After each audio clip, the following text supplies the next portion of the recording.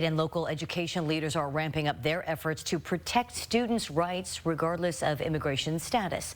Action News reporter Christina Lopez joins us live in Northwest Fresno with a new tool to help ease the fears of some families when it comes to bringing their children to school. Christina? Margot, Central Unified is now using an app to alert parents about possible immigration officer sightings at its district properties, school campuses, even its bus stops. Now, board members say it's a way for the district to keep its nearly 16,000 students in the classroom. Operations by Border Patrol agents in Central California, even before President Trump took office in January, caught the attention of many in our community. Item 5.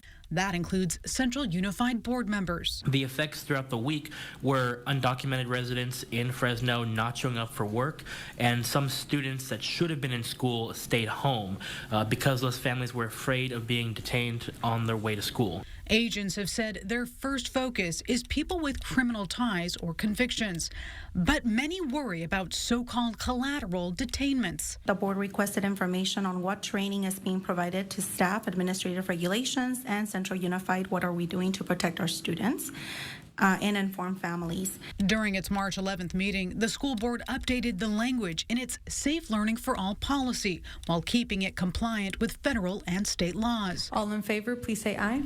All 7 trustees passed the item unanimously. It includes a new way to keep families informed. In the event an immigration agent attempts to enter a Central Unified school or bus stop, the district will use the Parent Square app to send out a rapid response notification alerting Central Unified families. This will ensure that all families in Central Unified, regardless of immigration or citizenship status, know that the safest place for their children is in the classroom. This week, State Superintendent Tony Thurmond is also working to expand protections by sponsoring Senate Bill 48. It would limit the presence of ICE agents on school campuses. This bill does nothing to interfere with the work that must be done to address any enforcement concerns. It says clearly that a person still may have a judicial warrant if they need to seek a person who was a concern, and ICE may do that. Superintendent Thurmond says children missing class out of fear could cost schools millions of dollars. California simply is one of the few states in the country that still gets its funding based on average daily attendance practices, and it is proven that deportation threats suppress attendance in our schools, which means less revenue for our schools. Our schools have been through so much. Now, only one person spoke out against that Senate bill at a hearing yesterday, calling it unnecessary.